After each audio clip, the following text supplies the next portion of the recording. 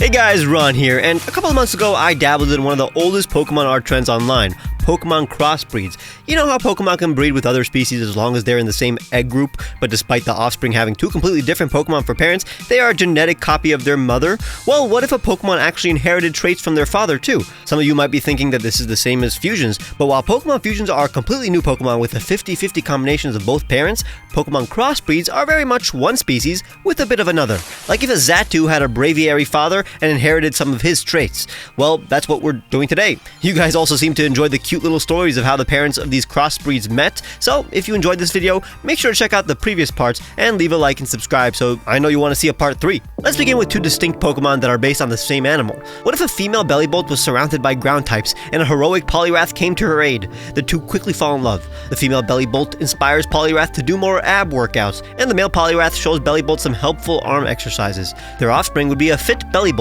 We're basically taking a Bellibolt and just warping it into the shape of a Poliwrath. It works out perfectly that they both have unique stomachs I can easily combine. Its light will shine in a spiral. Check out Wrathful Bellibolt, an electric fighting type with the abilities Electromorphosis, Swift Swim, and Damp. This form of Bellibolt is highly energetic and always exerting itself, generating more electricity than the average Bellibolt. It's a fantastic swimmer and fighter. It's oblivious to all the admirers it has, as a result of its dedication to fitness and heroic feats. It can bounce quite high and brush off falls from great heights. It's always saving people and Pokemon who are stuck up high or at sea.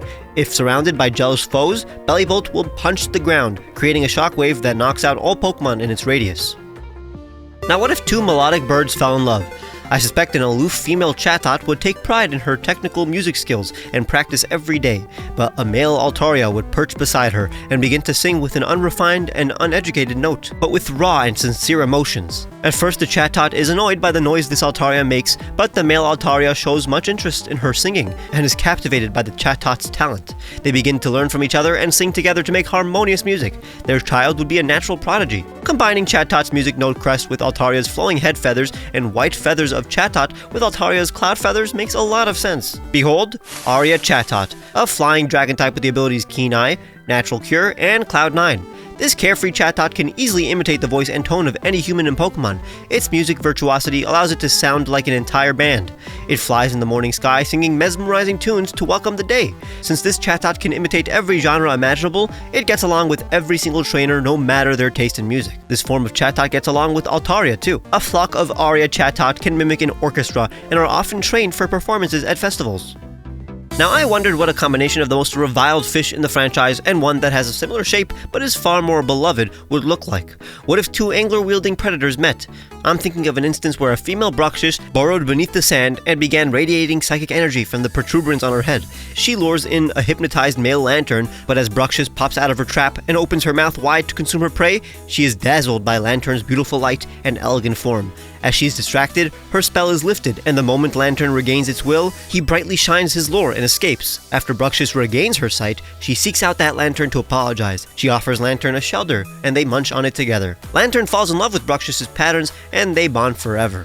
Their offspring would be a more inviting Bruxish. The body plans of these two is very similar. I'm combining the lures, giving her less gnarly teeth, and reconfiguring Bruxish's patterns and body shape to match Lanturn's. Check out Light Bruxish, a water psychic type with the abilities Dazzling, Illuminate, and Wonderskin.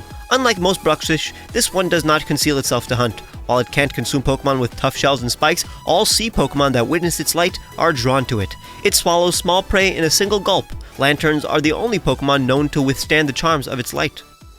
Two humanoid Pokemon with green helmets that are native to Hoenn are Gardevoir and Cacturn. What if a traveling Kirlia got lost in the desert of Route 111, and a band of Cacturn stalked it, seeking an easy meal? As the Kirlia collapses from exhaustion, the group nears, but the leader can't help but feel bad for this Kirlia. He tries to convince the other Cacturn to not eat her, but in their anger they attack. The leader defends the Kirlia, and the other Cacturn give up and abandon their leader. The lone Cacturn carries the Kirlia out of the desert. They become quick friends and fall in love.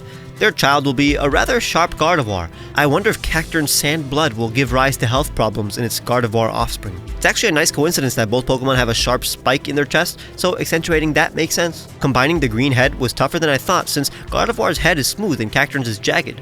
I also didn't know if I wanted to give this Gardevoir Cacturn's whole mouths. I settled on one mouth since at the end of the day, it's still a Gardevoir. Beware! Persistent Gardevoir, a psychic dark type with the abilities Synchronize, Sandveil, and Trace. This Gardevoir will do anything to protect those they love. They have no reservations about taking unprompted revenge on those who have wronged their trainers.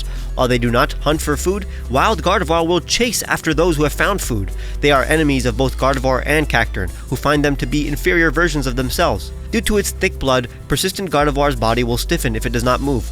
This explains its constant search for stimulation. Now I want to combine two furry friends to create the ultimate thumbnail mon.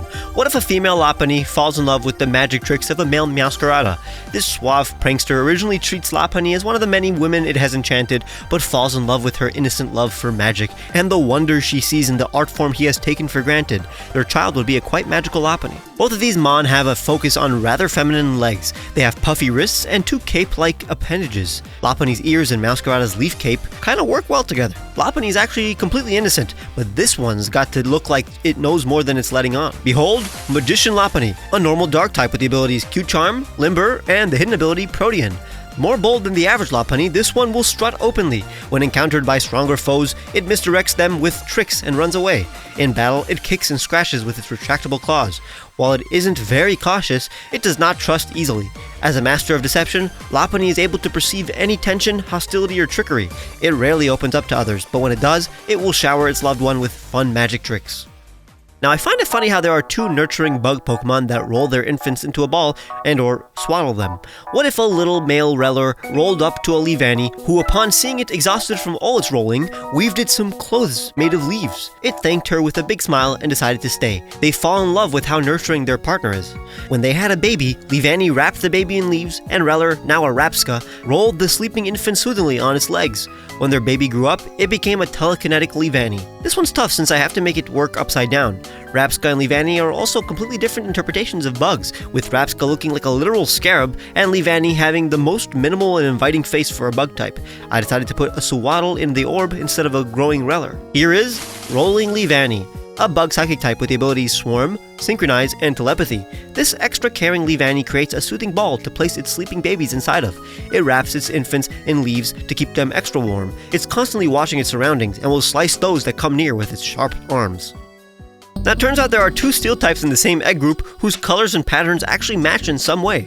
Even Mawile and Lucario's bangs and dreads can be combined. Mawile usually lull their foes into complacency with their cute face, only to chew them up with their horn. But what if Lucario are some of the few Pokemon who are never fooled by Mawile's charms because they can sense their aura? So naturally, a female Mawile will try to falsely make friends with a Lucario, but this male Lucario can sense her ruse and doesn't indulge in the cute faces she desperately makes. This Mawile is dumbfounded by Lucario's lack of interest. She makes it her mission to make him acknowledge her, eventually losing her initial hostility and truly becoming infatuated with this Lucario. Now that her aura has changed dramatically and Lucario only senses love in her heart, this Lucario begins to notice her. The Mawile becomes so happy she stays by Lucario's side forever, never fooling anyone ever again. Their child would be an aura-sensing Mawile. Both Mawile and Lucario have thighs that look like flat pants, black legs, and arms with jagged patterns, black markings on their faces, with two protruding hair-like locks as well. It's a perfect fusion, but I gotta learn to tone it down and make it look like a Mawile with a Lucario snout and thighs. It's a bit uncanny since it looks like a messed up Mawile or a less cool Lucario. In the end, I settled with eyes more akin to Lucario's. Say hi to Aura Mawile, a steel fighting type with the abilities Hyper Cutter, Inner Focus, and Sheer Force. This Mawile is more honest and straightforward than the average Mawile. It fights honorably and does not prey on those that show no ill will towards it. It uses its long horns to sense the aura around it. When its jaw horns open up, they let out a blast of aura that can pulverize those behind it. Nobody can sneak up on Aura Mawile. Now, ever since I watched the episode of the anime where Ash's Grovyle evolves into a Sceptile to save the Meganium it loved, I was super into the idea of them living happily ever after. But alas, the Meganium was in love with a Tropius. But what if that Tropius never existed? What would the child of Ash's Sceptile and that Meganium look like? While this end product will look cursed, they're both dinosaurs, so it'll look natural at the same time. The reason it will look cursed is because you'll be looking at a Meganium and bam, quickly notice a Sceptile in there. It's basically a Meganium with Sceptile leaves instead of flowers. The head is just Sceptile, but the soul is still Meganium with those soft eyes. Say hi to Forest Meganium, a grass type with the abilities Overgrow, Unburden, and Leaf Guard. This form of Meganium is more agile and sharp. The seeds that grow from its neck help revitalize forests. The fragrance that emanates from its leaves inspire travelers to keep on hiking. Forest Meganiums tend to be vigilant and will make sure weary travelers make their way through the forest successfully. No Pokemon dare fight Meganium, for their thick leaves will negate damage and slice up any attackers simultaneously. One swipe from its tail sends foes flying. And finally, I wanted to combine two mysterious Geolith Pokemon. What if a kind female Stonjourner was making her way to the spot of the local Stonjourner pilgrimage and asked a male Probopass for directions? The Probopass offered to show her the entire way, and they bonded over their trip and became lifelong travel buddies. Their eventual child will have a legendary schnoz. So what if a Stonjourner was wearing a hat and had a big magnetic nose? The legs will be threefold to act like Probopass's 3 mini noses. So these legs will have noses instead of X-shaped patterns. Yeah, I know it's weird. Say hi to North-facing Stonjourner, a rock steel type with the abilities Power Spot, Sturdy, and Magnet Pull. This Pokemon stands atop mountains facing north. Its 3 legs offer optimal stability as it journeys across any terrain. While its nose hones in on the north, the mini noses on its legs sense the 3 other directions, allowing it to always know where it's going. The iron sand that forms its mustache has been collected from across the world. And I hope everybody around the world watching this leaves a like if they enjoyed. Subscribe if you haven't, so I know you want to see a part 3. Let me know which crossbreed you enjoyed the most and why, and make sure to check the description for the music I used, the t-shirts I made for you guys, and my Patreon, where you can get cool rewards like seeing my videos days early, which you can also do by clicking the join button and becoming a member. Make sure to follow me on Twitter and Blue Sky, where I show sneak peeks of these designs, and I'll see you guys very soon.